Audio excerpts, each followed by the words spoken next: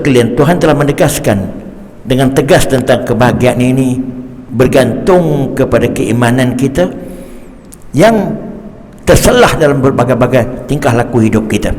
Tuhan berfirman, "Man 'amila salihan min zakarin aw unsa wa huwa mu'minun falanuhyiyannahu hayatan tayyibatan wa lanajziyannahum ajrahum bi ahsani ma kanu ya'malun." Surah An-Nahl ayat 97.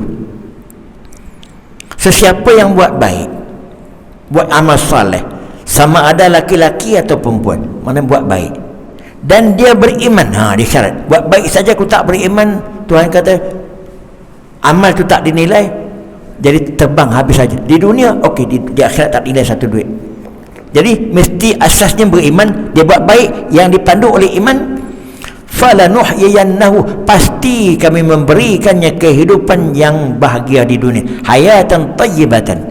Pasti ada fa sini, fa sababiyah atau fa yang ijabiah kepada man syarat tadi, bahasa Arab segi tafsirnya.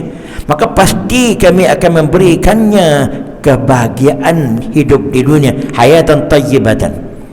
Wala najziyannahum ajrahum, dan pasti kami membalaskan pahala kepada mereka di akhirat bi ahsani ma kanu ya'malun, lebih baik lagi daripada apa yang dicapai di dunia. Dah di dunia telah dijamin oleh Tuhan dia akan hidup bahagia, di akhirat Tuhan janjikan pahala yang lebih lagi daripada itu di akhirat. Ini yang kita nak, pencapaian kita dalam hidup. Tetapi mereka yang tidak beriman, tidak menjadikan paksi iman itu sebagai asas menentukan hala tuju hidupnya, hanya bertumangkan semata-mata kepada kebendaan yang banyak.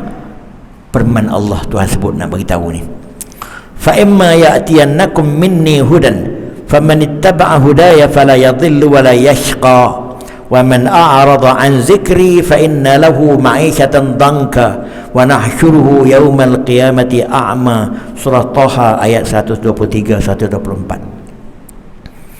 Sesungguhnya akan datang kepada kamu daripada aku, wahai manusia, akan sampai kepada kamu daripada aku, Tuhan kata, petunjuk. Petunjuk apa? Siapa yang ikut petunjuk aku, Tuhan kata, ikut yang jalan aku tunjuk melalui Rasulullah, dia tidak sesat dan tidak menderita. Dia tidak sesat, tidak menderita. Saya terjemah direct ni, yashqa itulah menderita, la yadhillu tidak sesat. Wa man a'rada an zikri, siapa yang berpaling daripada mengingati aku, maknanya lupa aku, tak hirau aku pun ataupun derhaka kepada aku, fa inna lahu ma'isyatan dhanka, maka baginya kehidupan yang penuh dengan sengsara di dunia ini. Ini ayat yang betul-betul susah kita nak boleh petikai apa-apa lagi lah. Maka baginya kehidupan yang sengsara di dunia. Wa nahsyuruhu yaumal qiyamati a'ma, dan di akhirat kelak kami akan bangkitkan dia dalam keadaan buta. Ada lagi lepas itu, tapi nak sebutkan di sini bagaimana tegasan Tuhan hidup di atas petunjuk Allah, beriman, dia tidak sesat dan tidak derita. Sebaliknya hidup yang menyeleweng, lupa Allah dengan berbagai-bagai sifat yang mungkar, maka kehidupannya sengsara. Saya tengok banyak dah orang yang senang lenang. Waktu saya pergi di universiti dulu, saya terlibat dalam kaunseling, yang datang menjumpa dengan kami dengan problem-problem keluarga ni bukan orang sebarangan, orang berpangkat, tapi datang dua motorkar berasingan. Seorang buat BMW, seorang buat Mercedes, suami isteri. Dia tak bahagia dengan Mercedes dia tak bahagia dengan BMW dia. Apabila dia tribut cerita macam itu, kami dapat buat kesimpulan, kehidupan mereka tidak dipandu oleh hidayah Allah, tidak dipandu oleh iman dan takwa. Kehidupan mereka penuh dengan nilai-nilai kebendaan, nilai keduniaan. Itu yang saya dah dapati dengan fakta. Maka dengan sebab itu, tuan-tuan sekalian, sebelum terlewat, bukan saya suruh jual harta benda, tidak.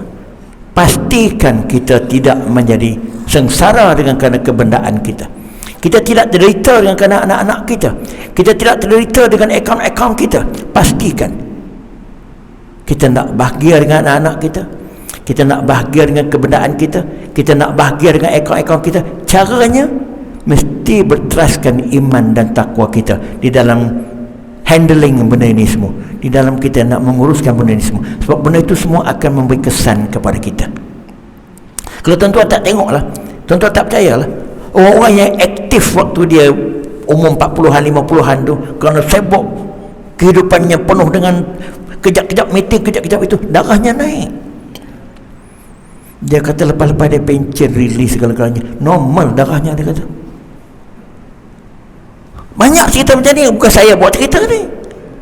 Bagaimana kebendaan itu bukan semestinya membawa kebaikan. Bukan saya suruh menolak, tetapi bagaimana kita menghadapinya. Maka limitasinya, jangan kita membiarkan kita diperkosai oleh keduniaan kita. Jangan kita membiarkan kita diperkosai oleh harta benda kita yang sepatutnya membahagiakan kita, tapi kita derita dengan kerana kebendaan kita. Kita derita dengan kerana anak-anak kita. Kita derita dengan kerana tingkah laku kita, kerana kita salah mengendalikan kebendaan keduniaan kita. Itu maksud saya. Apabila kita gagal mencari formula ini, setakat pergi jumpa pakar psikologis, dia tak boleh selesai.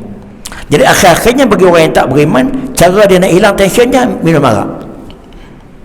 Cara nak hilang tensionnya isap rokok sampai tak putus-putus. Ya tak? Tuan-tuan kena. Banyak kau macam tu. Dia kata, aku tak ada rokok, mami tak boleh, tension dia tertegang. Tuan-tuan tengok. Itu penyelesaian mereka. Jadi dengan kerana itu, kita yang, kalau tidak, di mana peranan agama? Di mana peranan iman dan takwa kita yang boleh menyelamatkan kita dunia akhirat? Kita tak akan terasa faedahnya. Kita tak akan terasa nikmatnya kalau kita salah mempergunakan. Bagaimana kebahagiaan itu dalam konteks iman dan takwa ini berperanan untuk hidup kita? Maka dengan sebab itu, orang-orang yang beriman macam ini, dia akan mencapai ketenangan jiwa yang amat sangat. Ini yang Tuhan sebutkan selalu dibaca waktu orang tu dah nak mati ataupun dalam tahlil. Ya ayyatuhan nafsul mutmainnah, irji'i ila rabbiki radiyatan mardiyah, fadkhuli fi ibadi wadkhuli jannati. Surah Al-Fajr ayat 27 dan 30. Wahai jiwa yang tenang, jiwa mana orang yang nazak lah kita kata. Wahai jiwa yang tenang, maksud jiwa yang tenang dalam hidupnya dia telah beriman dengan Allah, dia melakukan yang terbaik yang Tuhan suruh, dia mengelakkan benda yang maksiat, dia tidak terbelenggu dengan kerana kebendaan, hidupnya menjadi tenang. Sehingga Tuhan kata kepada jiwa yang macam ni, dia tak kata kepada wahai manusia, dia kata jiwa yang tenang. Maknanya yang nak mencapai ketenangan ni jiwa dia, bukan badannya yang cantik tu. Sebab tu ketenangan ni daripada jiwa. Wahai jiwa yang tenang, kembalilah kamu wahai jiwa yang tenang kepada Tuhanmu. Kepada orang yang dekat nak mati tadi, kamu kembalilah kepada Tuhanmu dengan penuh keredaanmu. Orang tu akan puas hati. Dia akan puas hati betul-betul kerana dia telah berada dalam ketenangan dan mardiyah, dia pula diredakan oleh Allah. Dia redha dengan apa yang dia terima dan dia pula diredakan oleh Allah. Fadkhuli, maka Tuhan kata kepada jiwa ni, masuklah wahai jiwa yang macam ini, fi ibadi, di kalangan hamba-Ku. Semua kita ni hamba, tapi mengapa Tuhan kata kepada jiwa yang macam ni saja? Seolah-olah jiwa ini saja yang akan mendapat kebaikan. Orang hamba yang macam ni saja yang dikategorikan sebagai hamba yang mendapat ketenangan. Yang lain-lain itu hamba saja je lah. Seolah-olahnya gitu. Seolah-olahnya gitu. Maka masuklah wahai jiwa yang tenang ini di kalangan hamba-hamba-Ku. Dan lepas pada itu, masuk ke mana? Masuklah ke dalam syurga-Ku. Di dunia dia mencapai kebahagiaan, di akhirat Tuhan pelawakan dia sebagai hamba yang berjaya, dan Tuhan silakan masuk ke syurga.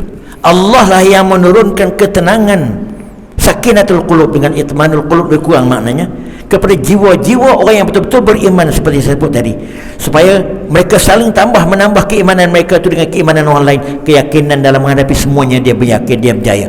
Maka sebab itu tuan-tuan sekalian, dalam ceramah yang ringkas begini, saya nak cuba tonjolkan keimanan, kebahagiaan kita tidak tergantung kepada kebendaan kita, walaupun dia boleh menjadi alat untuk membahagiakan kita, tetapi anchornya mesti kita berada di atas asas iman dan takwa. Dan iman dan takwa inilah yang akan mencernakan kebendaan yang kita milik tadi untuk membahagiakan kita. Kalau tidak, kalau tanpa iman dan takwa, walaupun harta benda yang banyak, anak yang banyak, tapi dia tidak mencernakan kebahagiaan, bahkan dia menghasilkan kesengsaraan.